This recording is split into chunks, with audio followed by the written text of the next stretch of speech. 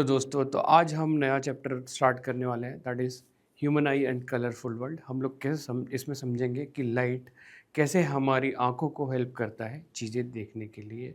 TIR क्या होता है, टोटल इंटरनल रिफ्लेक्शन, और ये रिफ्लेक्शन से कितना अलग है, why we are studying in this part of refraction. Prism क्या होता है, कैसे डेविएशन होता है प्रिज्म के अंदर, ये सारी चीज़ें आज हम लोग पढ़ने वाले हैं। तो let's start human I and colourful world. तो ये टॉपिक आज हम लोग कवर करने वाले हैं। तो सबसे पहले बात करते हैं कि TIR होता क्या है, टोटल इंटरनल रिफ्लेक्शन होता क्या है। उससे पहले हम लोग बात करेंगे कि स्नेल्स लॉ में उन्होंने क्या बताया था रिफ्रैक्शन के बारे में। तो let's assume there are two media, different medium है यहाँ पे।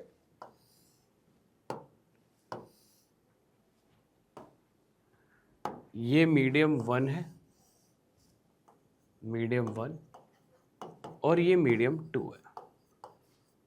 ठीक है, दो डिफरेंट मीडियम है। तो अपने को मालूम है रिफ्रैक्शन में जब रे ऑफ लाइट एक मीडियम से दूसरे मीडियम में एंटर करता है तो स्पीड चेंज हो जाता है। अगर हाईली डेंसर से रेयर में एंटर करता है तो स्पीड उसकी बढ़ जाती है, और रेयर से डेंसर में आता है तो स्पीड घट जाती है। बिकॉज ऑफ दैट उसका पाथ चेंज हो जाता है, डाइवर्ट हो जाता है, टिल्ट हो जाता है, बैंड हो जाता है, राइट। तो हमने दो मीडियम लिया हुआ है। यहाँ से रे ऑफ लाइट अगर एंटर किया, हम यहाँ पे नॉर्मल इस तरह से ड्रॉ करेंगे, तो ये एंगल आई हुआ इंसिडेंट रे और नॉर्मल के बीच। अब क्योंकि दो डिफरेंट मीडिया है तो सेम स्पीड होने वाला नहीं है, तो रे ऑफ लाइट सीधा नहीं जा पाएगा, ये ऐसे नहीं जा पाएगा, या तो इस तरफ मुड़ जाएगा या तो इस तरफ मुड़ जाएगा, दोनों में कुछ होने वाला है। अगर मीडियम सेम नहीं है तो वो स्ट्रेट लाइन में नहीं जा पाएगा। ठीक है, तो हम समझते हैं कि कब रे ऑफ लाइट दूर जाएगा, कब पास आएगा, फिर हम उसको TIR से जोड़ेंगे कि टोटल इंटरनल रिफ्लेक्शन क्या होता है, right. So let's understand this कि किस तरफ जाएगा। तो स्नेल साहब ने एक बात कही थी, उन्होंने अपने लॉज में कहा था कि incident ray, refracted ray and normal to the point of incident, ये तीनों एक सेम प्लेन में लाई करता है। जैसे लॉज ऑफ रिफ्लेक्शन में हमें बात जैसे होता है कि first incident ray, reflected ray and normal to the point of incidence, ये तीनों सेम प्लेन में होता है। यहाँ भी वही है कि तीनों सेम प्लेन में होता है। पर सेकेंड लॉ जो है वही इंपॉर्टेंट है और उसी के थ्रू समझेंगे। ये रिफ्रैक्टिंग सरफेस है, ये नॉर्मल है टू द रिफ्रैक्टिंग सरफेस। दो डिफरेंट मीडिया है, media 1 and media 2। This is media 1 जिसको हम μ1 कह रहे हैं, this is μ2। Now this is μ1 μ2 क्या होता है बेटा, रिफ्रैक्टिव इंडेक्स होता है। रिफ्रैक्टिव इंडेक्स के बारे में आपने लाइट चैप्टर में सुना होगा, रिफ्रैक्टिव इंडेक्स। और लेट्स अज्यूम μ1 जो है वो ग्रेटर देन μ2 है, ऐसा अज्यूम करते। तो इंसिडेंट रे ऐसे आया,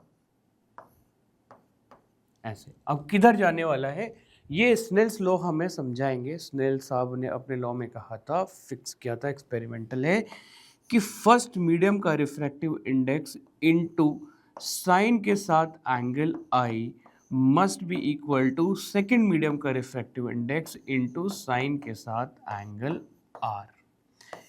उन्होंने ऐसा हमें बताया था, जिसे हम स्नेल्स लॉ कहते हैं। इसको ऐसा भी लिखा जा सकता है, sine I by sine R is equal to μ2 by μ1 and these are value, numerical value। तो ये कांस्टेंट टर्म है, तो हम इसकी जगह पे और क्या लिख सकते हैं, कांस्टेंट। ठीक है, पर ज़्यादा हमें ये काम आने वाला है। μ1 साइन आई फर्स्ट मीडियम का रिफ्रैक्टिव इंडेक्स इनटू साइन के साथ angle I is equal to second medium का रिफ्रैक्टिव इंडेक्स इनटू साइन के साथ एंगल आर। अब समझते हैं कि अगर μ1 ग्रेटर है μ2 तो रे ऑफ लाइट जो भी हो सीधा तो नहीं जाएगा, पर किधर जाएगा वो देखते। तो ये μ1 है, ये ज्यादा है μ2 से, मतलब μ1 ज्यादा है μ2 से। यानी कि साइन आर को ज़्यादा होना पड़ेगा साइन आई के, तभी ये चीज़ बराबर हो पाएगा, राइट। क्योंकि म्यू वन ग्रेटर है म्यू टू, साइन आर को बड़ा होना पड़ेगा साइन आई से, यानी कि आर को बड़ा होना पड़ेगा आई से, क्योंकि साइन के साथ एंगल बढ़ता है तो साइन का वैल्यू भी बढ़ता है 0 से 90। हम यही आते हैं, मैं ये इतना ही काम आने वाला। तो हम बोले भाई आर ग्रेटर देन आई होगा, क्योंकि आर बड़ा होगा तो साइन आर बड़ा होगा, साइन आर बड़ा होना चाहिए साइन आई से, क्योंकि म्यू टू छोटा है।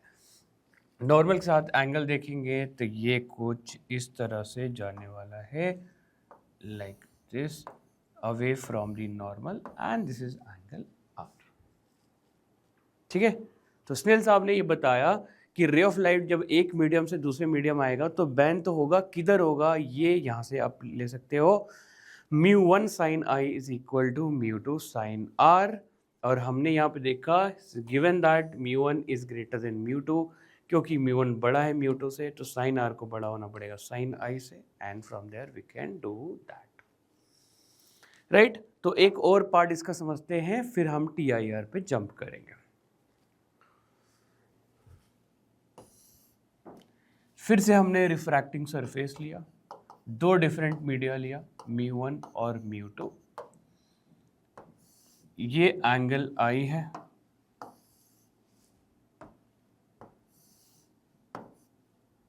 ये एंगल आई है।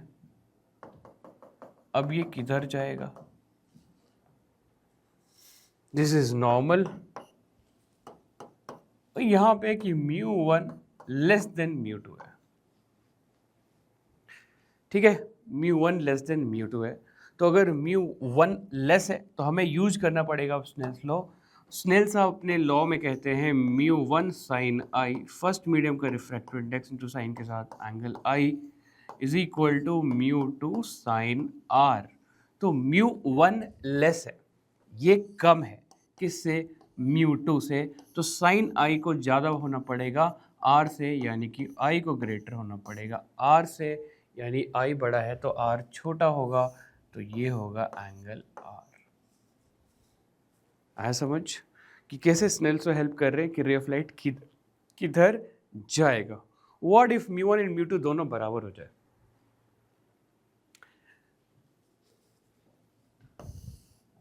फिर से रिफ्रैक्टिंग सरफेस है, ये नॉर्मल है, ये एंगल आई है, इधर जाने वाला था ये म्यू वन है, ये म्यू टू। अब सेम मीडियम तो हम रिफ्रैक्शन की बात क्यों ही करेंगे, फॉर अंडरस्टैंडिंग वैसे से कर रहे हैं, mu one sine I is equal to mu two sine R. अब देखो म्यू वन म्यू टू के बराबर है, तो साइन आई साइन आर को बराबर होना पड़ेगा, यानी आई आर के बराबर होगा, यानी कि ये बिना मुड़े निकल जाएगा, सेम मीडियम रहा। क्लियर है, डन है, ओके।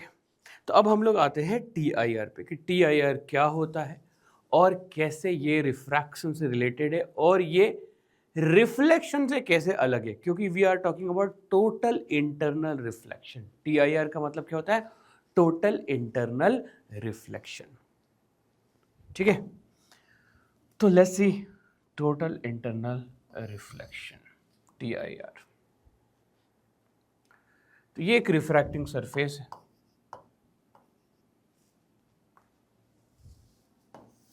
ये नॉर्मल है, ये डेंसर मीडियम है,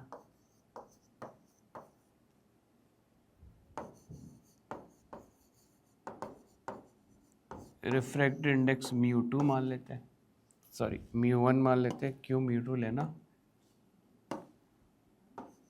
म्यू वन। और ये रेयर मीडियम है, इसका रिफ्रैक्टिव इंडेक्स मान लेते हैं mu two. Ray of light निकला ऐसे, यहां पे इंसिडेंट किया,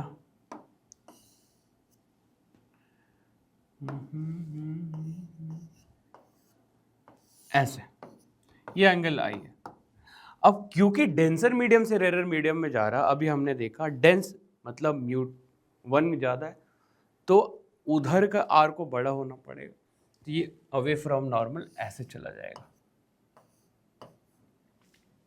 इसमें कोई दो राय नहीं, ठीक है। This thing we understand.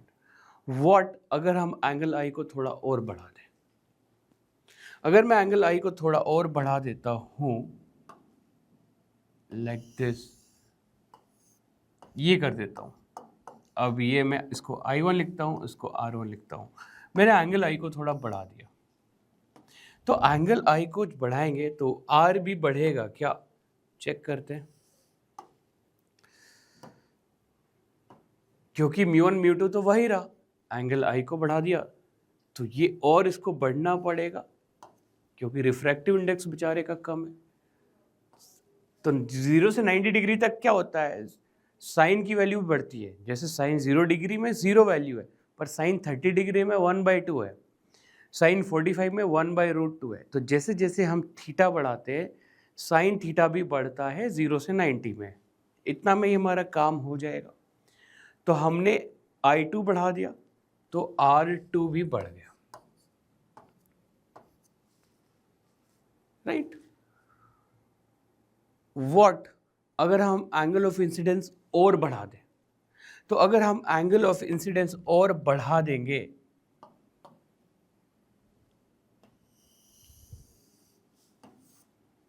I3, तो हो सकता है ये रिफ्रैक्शन ऐसा हो जाए, ऐसा रे ऑफ लाइट चला जाए और R3 हमारा 90 डिग्री हो जाए। ये नॉर्मल है दोस्तों, ये नॉर्मल है।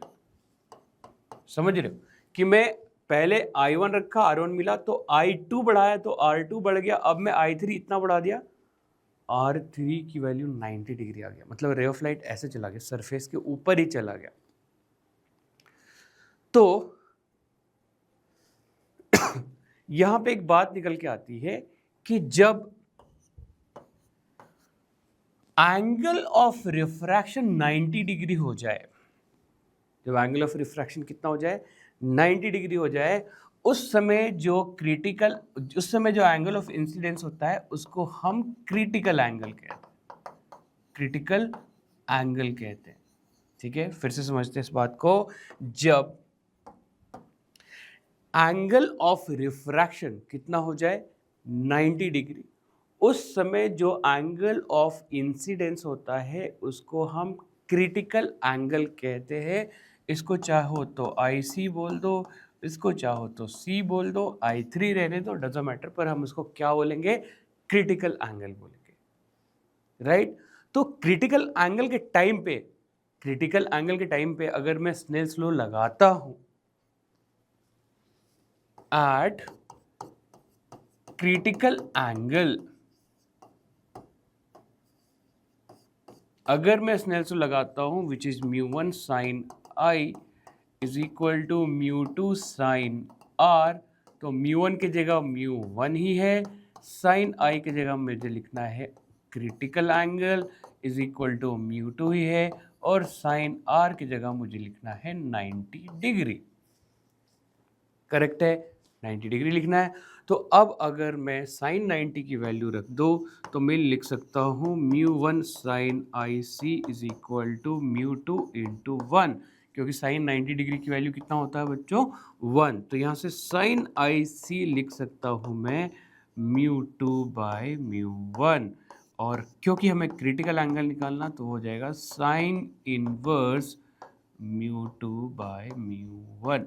This is how we can calculate critical angle. होता है क्या, वो एंगल ऑफ इंसिडेंस जिस टाइम पे एंगल ऑफ रिफ्रैक्शन क्या हो जाए, 90 डिग्री हो जाए, उस समय हम इसको क्रिटिकल एंगल बोलेंगे। आपने थोड़े अलग तरीके से क्रिटिकल एंगल देखा होगा, अभी बताता हूँ कैसे देखा होगा, किस फॉर्म में देखा होगा।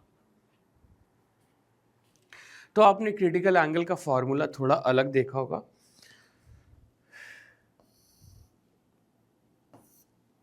मान लेते हैं ये IC है, इस समय यहाँ पे जो एंगल ऑफ रिफ्रैक्शन होगा वो 90 होगा, ये नॉर्मल है, ये रिफ्रैक्टिव इंडेक्स म्यू मान लेते हैं, मीडियम 1 का, सेकेंड मीडियम हम एयर मान लेते हैं।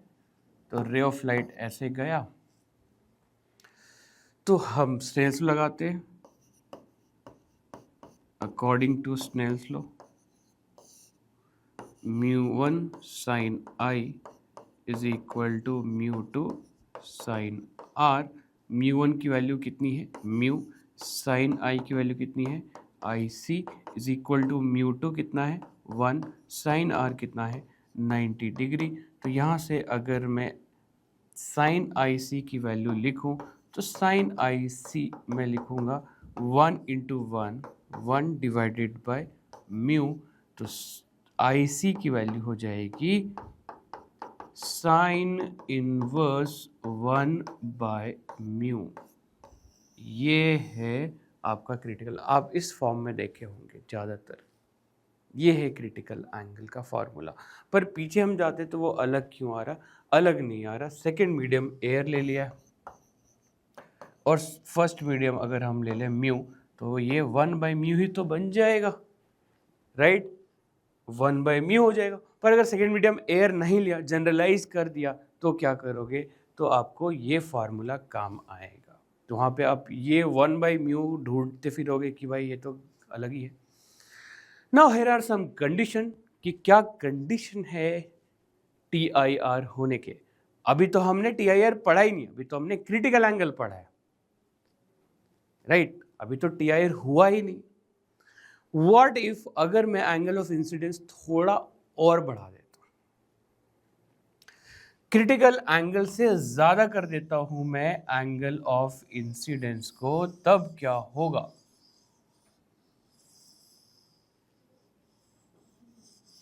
अगर मैं एंगल ऑफ इंसिडेंस को बढ़ाता हूं क्रिटिकल एंगल से ज़्यादा, तो अब रिफ्रैक्ट करेगा कहाँ, रिफ्रैक्शन के लिए जो मेन लाइन था सरफेस, वहाँ से भी रे ऑफ लाइट चला गया। अब होगा क्या,